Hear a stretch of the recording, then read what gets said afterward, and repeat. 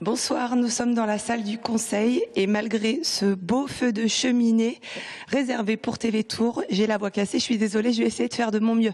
Alors, la salle du Conseil, c'est une des salles dans laquelle vous pourrez admirer tout ce qui se passe au niveau des festivités de Noël. On a par exemple ici la grande crèche puisque le château a décidé de faire des spectacles, des visites guidées et des contes de Noël, de dédier ce mois de décembre à Noël. Alors, je ne suis pas seule, finalement. Le château est fermé, mais on n'est pas seul. Jean-Louis Sureau, bonsoir. Vous êtes le directeur du château royal d'Amboise. On souhaite capitaliser sur cette saison qui est relativement basse, on peut le dire. Mais vous avez déjà flairé il y a un petit moment l'axe Noël qui est vecteur de fréquentation. Oui, ce que l'on a observé depuis plusieurs années, en fait, c'est que dans cette période de fin d'année, il y avait un accroissement de la clientèle. Donc, c'est 3 semaines, en gros, autour donc, de Noël et du jour de l'an.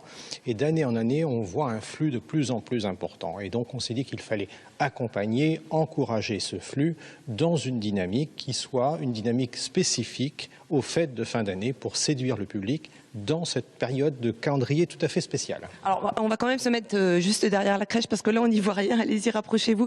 Donc, Chenonceau, Azay, Langeais, la forteresse de Chinon et le château d'Amboise souhaitent capitaliser sur cet événement.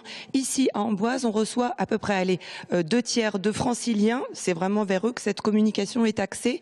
Gare Montparnasse, gare Saint-Lazare également. Mais pas seulement. On veut également que l'hémisphère sud, qui est en vacances, viennent dans les châteaux. Ce qui se passe, c'est-à-dire que presque toute l'année, c'est la même chose. C'est-à-dire que le pôle distributeur du tourisme dans notre région, c'est principalement la région parisienne. Alors, évidemment, du fait de la proximité, les gens de la région parisienne, dans cette période hivernale, peuvent venir facilement en Val-de-Loire. C'est quand même un petit peu au sud de Paris. Normalement, il fait assez doux dans notre région pendant cette période. Et puis, c'est aussi, Paris, pendant ces fêtes, une zone où beaucoup de touristes étrangers et effectivement lointains, je pense en particulier aux Brésiliens. Les Brésiliens ne connaissent pas l'hiver, d'une certaine façon. Ils ne connaissent pas le froid, etc. Et donc, ils ont une idée qui est presque une sorte de mythe de ce Noël en Europe. Et je crois que nous avons un pouvoir de séduction à l'égard de ces clientèles, donc françaises, mais aussi plus lointaines. On va se diriger dans une deuxième salle rapidement. Le château va bientôt fermer. Enfin, il est fermé, puis vous allez peut-être rentrer chez vous à un moment aussi. On arrive dans une autre salle, la autre ambiance, puisqu'en fait, le château, dans chaque pièce, il y a une ambiance de Noël. Ici, on est dans la salle, je regarde la petite étiquette de Les Chansons. C'est quoi la salle de Les Chansons? Alors, Les Chansons, c'est le personnage extrêmement sympathique, puisque c'est celui qui sert à boire à la table du roi. En fait, évidemment, les fêtes de fin Noël, d'année, et Noël, c'est aussi des moments où on se retrouve à table, et la gastronomie, c'est quelque chose qui est essentiel dans notre culture.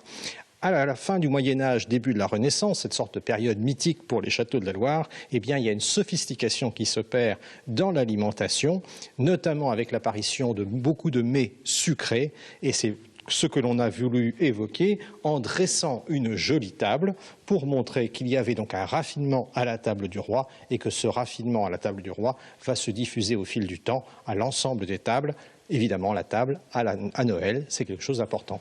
Dernière petite question. On espère que les châteaux qui participent à ce programme multiplieront. Allez, il y aura une augmentation de 25% de la fréquentation durant le mois de décembre.